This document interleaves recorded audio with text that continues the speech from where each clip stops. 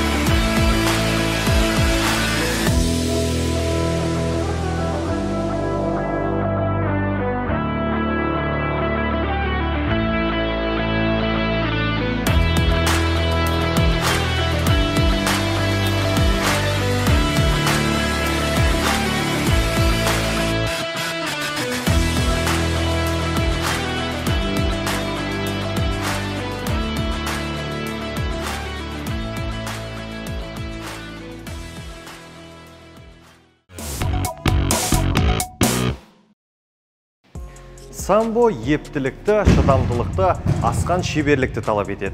Бұл өзге күрес түрлеріне ұқсас, дегенмен де өзіндік ерекшеліктері бар. Ал бұл ерекшеліктер қандай? Оны білу үшін Қызылорда облыстық самбодан жасөспірімдер арасындағы құрама командасының аға жаттықтырушысы, самбодан Қазақстан Республикасының жастар арасындағы құрама командасының аға жаттықтырушысы Дархан Сержановтан сұрап білетін боламыз. Дархан, ассалаумағалейкум. Уалейкум ассалам. Ал сұхбатымызды бастамас бұрын ең алғашқы сауалымыз. Жалпы осы самбо спортының тарихы жайлы тоқталып өтсек. Самбо күресі 1920-30 жылдар арасында жасақталған. Оны Василий Ашепков, Виктор Спиридонов, Анатолий Харлампиев деген осы үш кісінің жетекшілігімен самбо күресі 1938 жылы 16 қарашада Мәскеу қаласында сол күні самбоның шығу тарихы деп есептеледі. Кейіннен 1966-73 жылдары самбо күресі әлем чемпионатының бағдарламасына ене бастады. Және 1980 жылы Мәскеу олимпиадасының төңірегінде осы самбо күресі олимпиадалық спорт түрлеріне қатарына енеді деп ұсынылған болатын, және сол кездегі политикалық қиыншылықтарға байланысты ол олимпиададан самбо спорт түрі шеттетілді. Және де осы соңғы 2021 жылы 20 шілдеде Токио олимпиадасының сол бағдарламасында самбо спорт түрі олимпиадалық спорт түрі есебінде ұсынылды. Енді қазір соны толық кірген күтіп отырмыз. Ал бұл спорт түрі біздің Қазақстанда, жалпы біздің облысымызда қашаннан бастап пайда болды?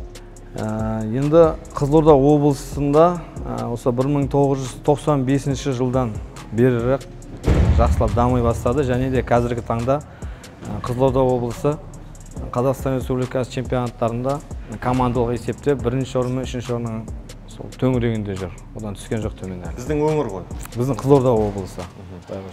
Ал 95 жылдан бастап бері қарай осы күндері біраз жетістіктерге де жетіп үлгерген шығармыз.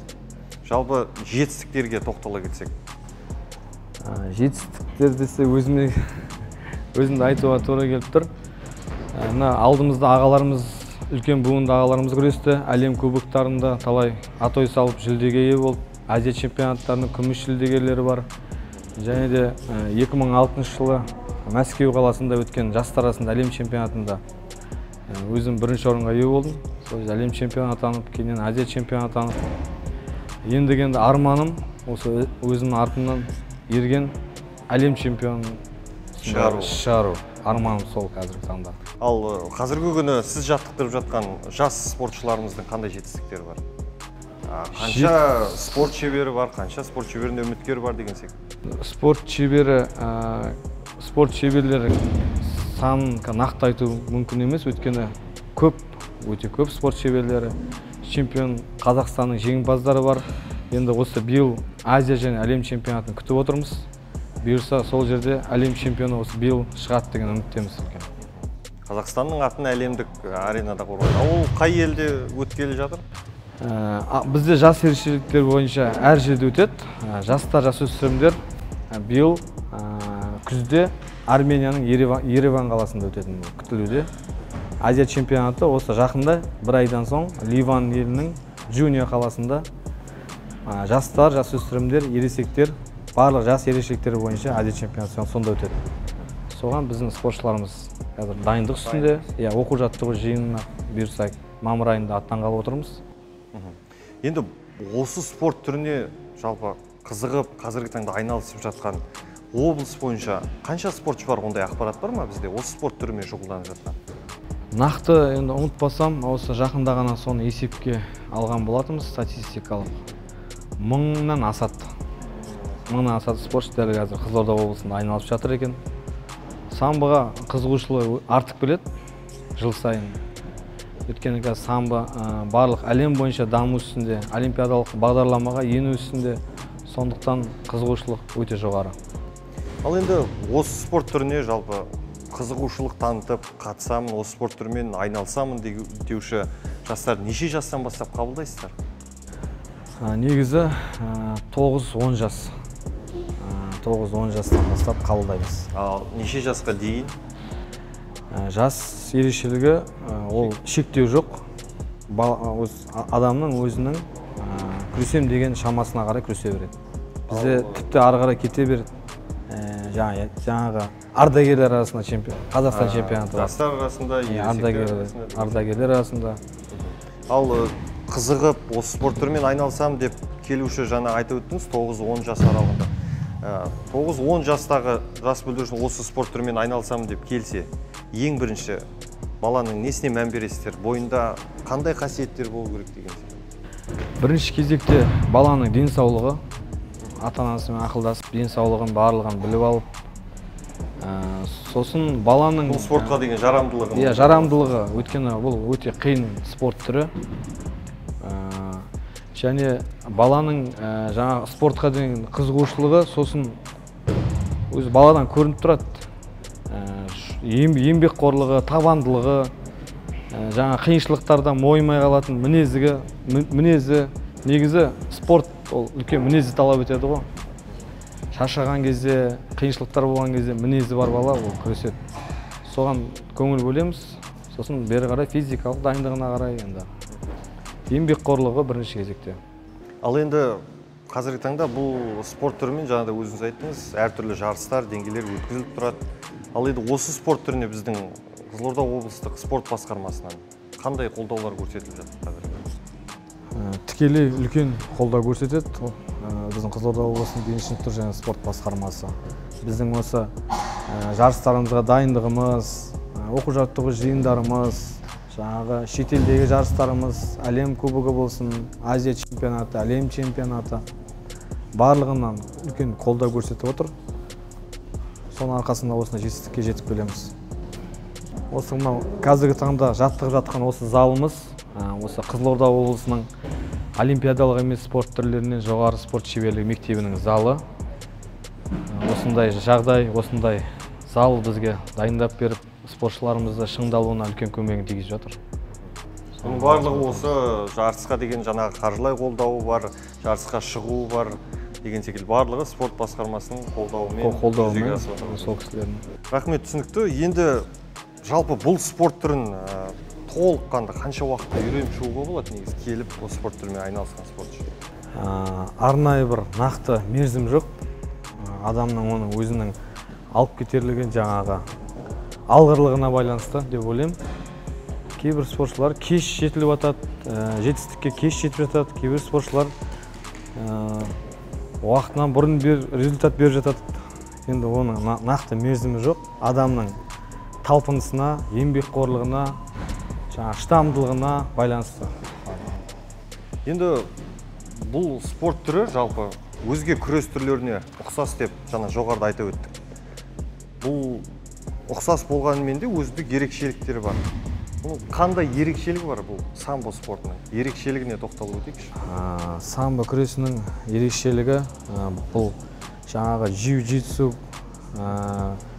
еркін күресінде, дзюдо күресі бар, қазақ күресі бар. Барлығының қосындысынан шыққан күрес. Самбо күресінің жаңағы барлық әдістер қолданылады бұл жерде. Аяққа да, қолға да ауырту әдістері бар. Ұстау әдістері. Яғни бірнеше спорт түрлерінің қосындысынан болады. Туындысы деп айтуға болады. Ал самбо спорты жалпы бөлінеді ма? Бөлінгенде жаңағы жауынгерлік самбо және спорттық самбо болып бөлінеді. Жауынгерлік самбода бұл қоян қолтық төбелес, ұру, соғу барлығы бар. Арнайы спорттық киіммен, қорғаныстарымен өзінің ішіндегі жаңа әдістері, ауырту әдістері барлығы осы самбоныкі. Екеуі бір спорт түрі, бірақ екі тармаққа бөлінеді. Әскери самбо, жауынгерлік және спорттық самбо деп. Көбінесе ол жауынгерлік самбо деп отқанымыз осы әскерилердің арасында өтіп жатады, Жоқ, осы спорттық самбодағы спортшылар да шығып жатады. Арнайы әскери деген жоқ. Негізі атауы жауынгерлік самбо. Қазіргі атауы жауынгерлік самбо. Оның да өзінің шығатын спортшылары бар арнайы. Бұл енді самбо спортында жаңа айтып отырсыз, әртүрлі спорт түрлерінің қосындысынан әртүрлі жаттығулар, әртүрлі әдіс тәсілдер бар деп. Жалпы нақты саны бар ма? Қанша әдіс тәсіл түрі бар? Нақты саны жоқ. Өте көп оның. Өте көп. Өте көп. Тіпті кейде ойдан құрастырып та... Мысалы кейбір спортшылар болады, жаңа фантазия дейді ғой. Спортшылар өзінің кейбір әдістері бар, сол кісінің атымен аталып кеткен әдістері бар мысалы. Сондай ол туындай беретін нәрсе, оны нақты бетіп. Шегі жоқ. Әдіс өте көп. Енді самбо күресі ерекшелік деп жатырмыз. Самбо деген сөздің өзінің атауының мағынасы бар. Бұның мағынасы негізі орысша айтқанда самооборона без оружия дейді.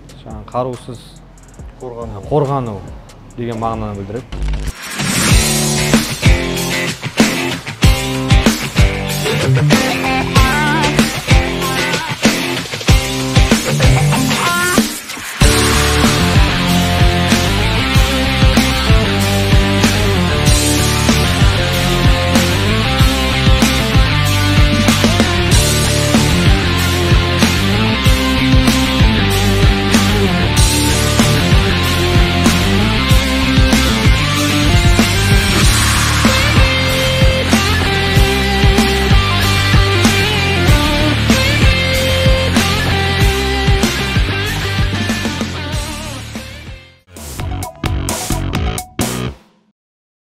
Енді осы спорт түріне арналған киім үлгісі жайлы тоқталып өтейікші жалпы. Самбо күресінің спорттық киім үлгісі осы қызыл және көк күртеше болып бөлінеді. Өзінің арнайы шорт-киіммен, мына жерде спортшы бар шығып жатқан. Және аяққа келетін борцовка дейміз, комбинированный, қызылға да көкке де жарай беретіндей. Өзінің арнайы лицензиялы күртешесімен күресеміз. Қызыл және көк. Артымызда өзіміздің нашивкамызбен международный халықаралық ареналарда шығатын. Солармен шығамыз жарыстарға. Бағанан бері самбо спорты жайлы әртүрлі ақпараттармен бөлісіп жатсыз. Енді самбоның нақ өзіне келейік. Шартын, ережесін түсіндіре өтсеңіз жалпы самбо спортының. Самбо күресінің ережесі бұл жерде ұпайлары 1 балл, 1 ұпай, 2 ұпай, 4 ұпай деген ұпайларымыз бар, және таза жеңіс деген бар. Жаңағы белдесу уақытында 2 ұпай санының айырмашылығы 8 ұпайдан асып кетсе, ол айқын басымдылық болып есептеледі. Және таза жеңіс деген бар, егер қарсыласты лақтырып, өзің құламай қалып қойсаң, қарсыласты 2 иығына түсіріп, ол кезде таза жеңіс көрсетіледі. Және ауырту әдістері бар, қолға, аяққа қарсыластың берілгенше. Бұлда енді жаңағы таза жеңіс деп отқаныңыз әрі әдіс тәсілді жақсы жасауына да байланысты шығар. Қарсыласты 2 иыққа түсіріп, және өзің сол қалпында құламай қалып қалу керек. Егерде қолың, тізең тиіп кетіп жатса, ол кезде 4 ұпай бағаланады. Ал егер екі спортшы да теңдей ұпай дәрежеге келіп қалса, өзі қандай шара? Мысалға 2-2 деп алайық. Бір спортшы 2 ұпайды бірден алса, екінші спортшы 1-1 ұпайдан алса, бұл жерде сапа жағынан 2 ұпай алған спортшы жеңіске жетеді. Өйткені ол 2 ұпайды бірден алып тұр, сондықтан сапасы жағынан сол спортшы жеңіске жетеді. Ал егерде бірінші спортшы 1 ұпай алып, екінші спортшы тағы 1 ұпай алса, ол кезде соңғы әдіспен соңғы ұпай алған спортшы жеңіске жетеді. Ал сайыс барысына келейікші, жалпы сайыстар қалай өткізіледі? Сайыс барысында қанша төреші төрелік етеді деген секілді. Жалпы біздің өңірде осы сайыстар болып тұра ма, жалпы осы спорт түрінде? Әрине болып тұрады. Бізде деген 4-5 іріктеу облыстарымыз өтеді. Және республикалық турнирлер бар, Қармақшы ауданында. Ересектер арасында Тайымбет Көмекбаев атындағы және жасөспірімдер арасында Қазақстан Республикасының еңбек сіңірген жаттықтырушы Әділбек Серікбаев ағайымыз еске алуға арнаған. Және де кіші жасөспірімдер арасында ашық облыстық турнирлар өткіземіз. Жарыстар өте көп. Және балалар жасөспірімдер спорт мектептерінің арасында арнайы біріншіліктер бар бізде. Ұпай санына белгілесек. Ал сайыс барысына оралсақ, сайыстар қалай өтеді? Сайыстар ортадағы төреші, арбитр дейді, қапталдағы төреші болады, кілем жетекшісі болады, және кілем жетекшінің қасында бас төрешінің орынбасары болады, қапталда төрешілер болады. Жалпы спортшыларға күресуге қанша уақыт беріледі, әлде таймға бөлінеді ме? Жас ерекшеліктеріне байланысты. Бізде тайм деген жоқ, бір белдесу уақыты. Ересектерде 5 минут уақыт белдеседі. Таза уақытымен арасында үзілістер болып жатса, уақытты тоқтатып отырамыз, таза 5 минут уақыт белдеседі. Жасөспірімдер 4 минут уақыт. Жас ерекшелігі деп қалдыңыз, жас ерекшеліктерін жайлы айтып өтіңізші. Мысалы, жасөспірімдер осы жас ерекшелігінде жастар жалпы нешеге бөлінеді өзі? Кіші жасөспірімдер, одан кейін жасөспірімдер, жастар, ересектер болып бөлінеді. Және сол жас ерекшеліктері 4 жас ерекшелігі бар ол бізде. Осы бір жылда 4 Қазақстан чемпионаты өтеді, 4 жас ерекшелігі бойынша. Ал салмақ дәрежесі? Салмақ дәрежелері әр ерекшелікте әртүрлі. Ол жерде де бөлінеді дейсіз? Ол жерде де бөлінеді. Өйткені жас ерекшелігіне байланысты адам кішкентай балдар болғаннан кейін салмақтарда кішірейе береді деген сияқты. Ал ересектерде шамалы салмақ дәрежелері жоғарылау болады және аздау болады. 7 салмақ дәрежесі ғана. Ал кіші жасөспірімдерде 8, 9, ал кіші жасөспірімде 10 салмақ дәрежесі бар. Сол сияқты солай бөліне береді. Қыздарымызда да солай. Қыздар да қатысады ғой бұл спортқа? Қатысады. Сол Қазақстан чемпионаты бәрі бірге болады. Кіші жасөспірімдер, жастар, ересектер, әйелдер болып бөлінеді. Рахмет, түсінікті. Енді бағанан бері сіз берген ақпаратқа тоя отыра, мен де осы спорт түрін үйренсем. Маған әдіс тәсілдерді осы спорт түрін үйретсеңіз. Әлбетте дайынбыз үйретуге. Қымбатты телекөрермен, біз дәл қазір самбо спортының әртүрлі әдіс тәсілдерін үйренетін боламыз. Жалпы дарқамызда ең бірінші неге мән берген жөн үйрену барысында? Үйрену барысында әдістің жасалу техникасына, дұрыс жасалуына көңіл бөлген дұрыс. Егерде әдісті бірінші үйренгенде жаңа техникасы қалай қойылады, ол бала солай істеп кетеді. Соның дұрыс жасалуына өте мұқият болған дұрыс. Ең бірінші үйренерін нақты дұрыс үйрену керек дейсіз ғой? Бірінші қалай жасалу керек, қол тартыла ма, қайда тартылу керек деген сияқты. Қадамдар қайда қойылу керек, соның бәріне мұқият көңіл бөлу керек. Рахмет, түсінікті. Енді қандай әдісті бірінші жасап үйренеміз? Бірінші мына самбо күресі орыстардың спорт түрі болғаннан кейін орысша терминмен пат-пат деген әдісті сізге үйретейін. Жалпы атаулары да барлығы орысша келіп жатады? Орысша келіп жатады, иә. Біріншіден жеңнен жақсылап ұстап аламыз, және оң қолмен желкеден. Және қарсыласқа бірінші, мысалы мен оң жаққа жасаймын қазір әдісті. Оң оңға бір қадам оң аяқпен. Және сол аяғымыз артына апарамыз. Сол кезде бір уақытта барлығы қолда төбеге қарай көтеріледі. Барлығы бірге жұмыс істеу керек. Және осы жерден әкелгеннен кейін жайлап бұрыламыз. Бұрылып барып, мына аяқпен қағып түсіреміз. 1, 2.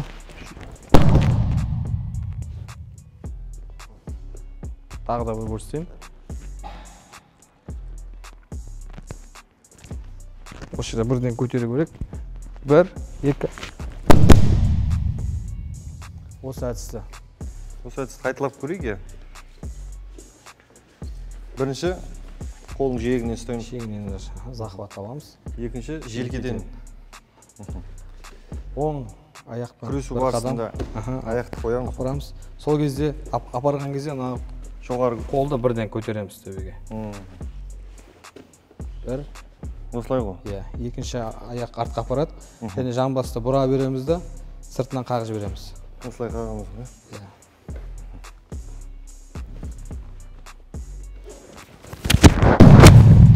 Жақсы. Тағы бір қайталап көрейік. Желкеден аламыз оң қолды. Желкеден.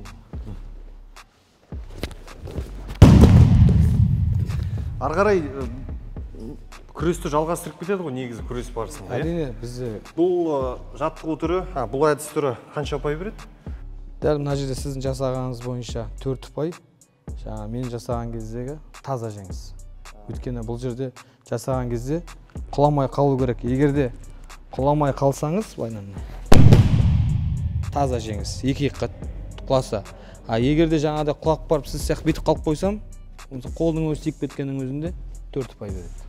Дәл жаңағыдай жеңнен аламыз. Жаңа желкеде алған болатынбыз. Енді жағаға қолды түсіреміз. Дәл жаңағыдай қимыл, оң аяқ апарамыз. Сол аяқ артқа келеді. Енді бағана біз қағып жіберген болатынбыз. Енді аяқта осы тұсқа қоямыз. Бұның аты орысша передняя подножка, қазақша қырқа шалу. 1, 2. Барады. 1, 2.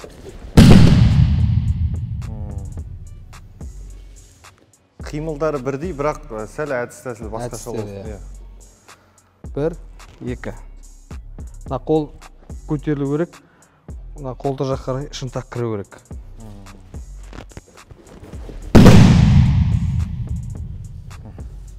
Осы әдісті жасап көріңіз. Бұл әдісті де қайталап көрейік.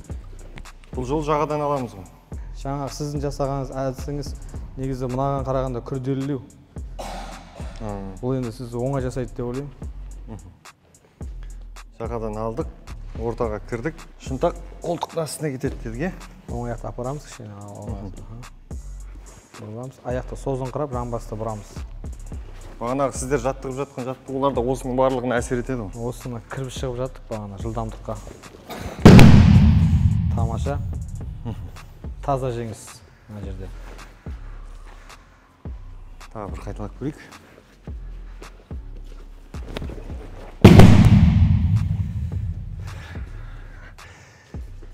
Тағы бір әдіс тәсілді көрсетіп жіберсеңіз, содан кейін сіз үйреткен әдіс тәсілдер бойынша таза күрес барысында осыларды қолданып көрсек.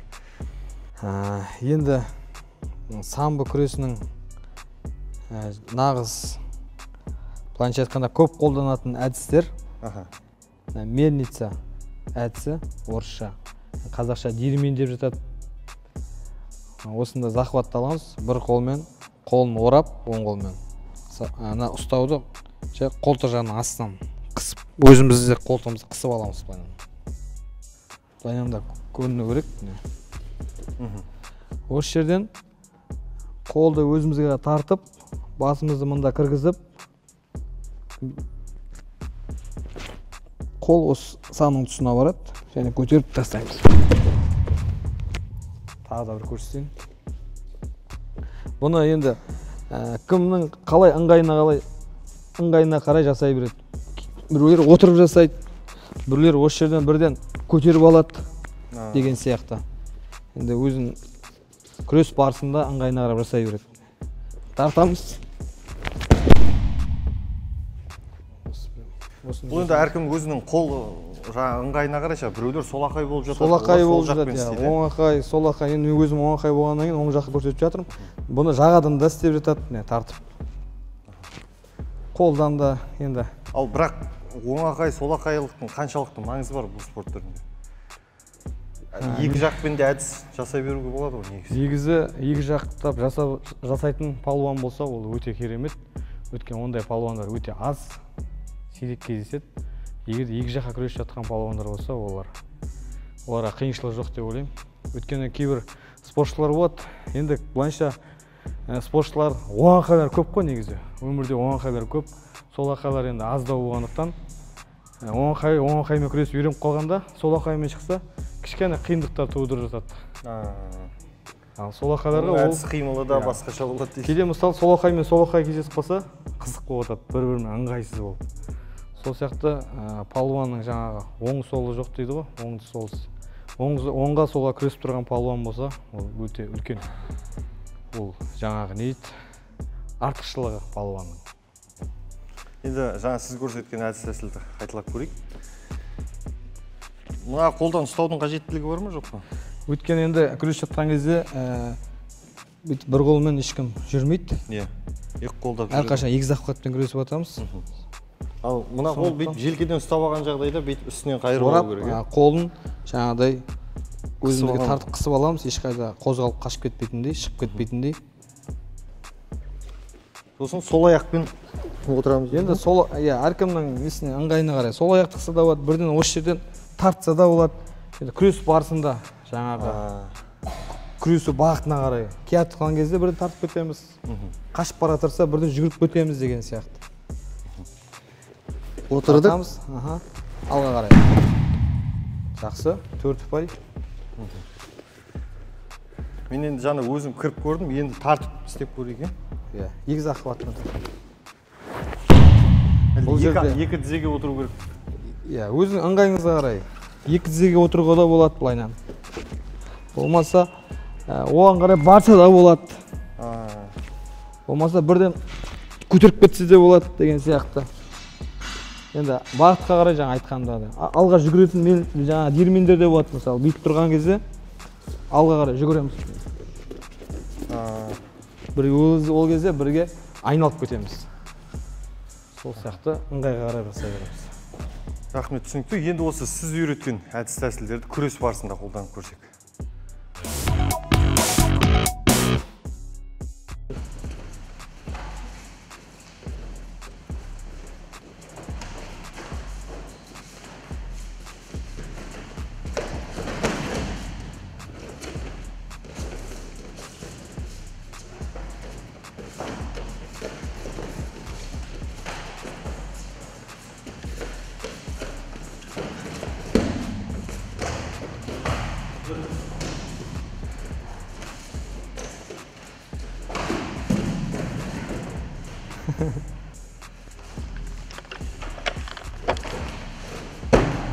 Таза жеңіз.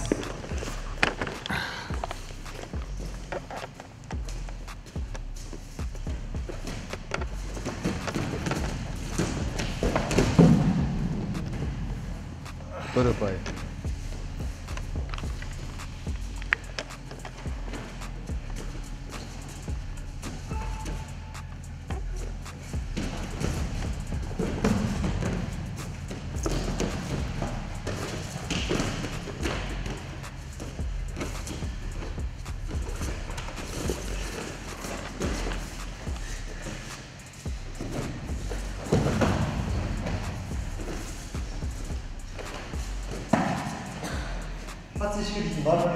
Бар.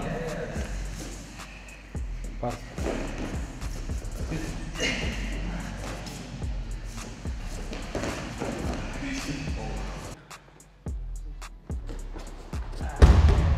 Таза жеңіз. Үйге қолым көтергенде.